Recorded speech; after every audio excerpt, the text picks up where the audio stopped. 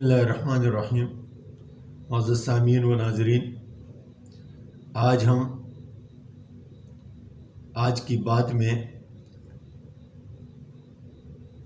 یہ گزارش کرتے ہیں کہ پاکستان میں جو سیلاب کے حوالے سے تباہ کاریاں ہوئی ہے تو مختلف علاقوں سے مختلف تنظیمیں ریلیف ان آفت زدہ علاقوں تک پہنچا رہے ہیں۔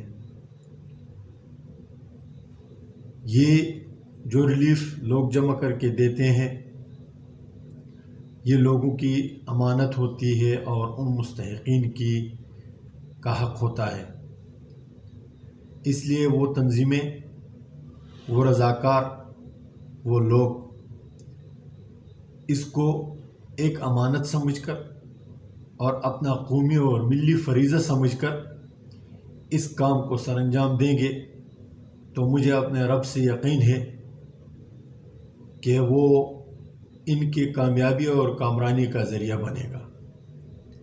لیکن اگر اس لوگوں کے دیے ہوئے مال میں، لوگوں کے دیے ہوئے امداد میں، ریلیف میں ہم خیانت کریں گے تو اللہ رب العزت آخرت میں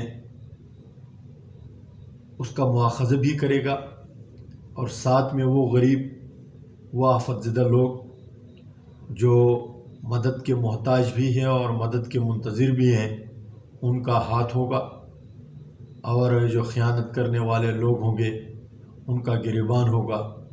اللہ تعالی ہمیں ہر کام نیکی کی نیت سے اور نیکی کے جذبے سے کرے۔ اللہ تعالی ہمیں ریاکاری، خودرائی سے بچائے۔ السلام علیکم ورحمۃ اللہ وبرکاتہ۔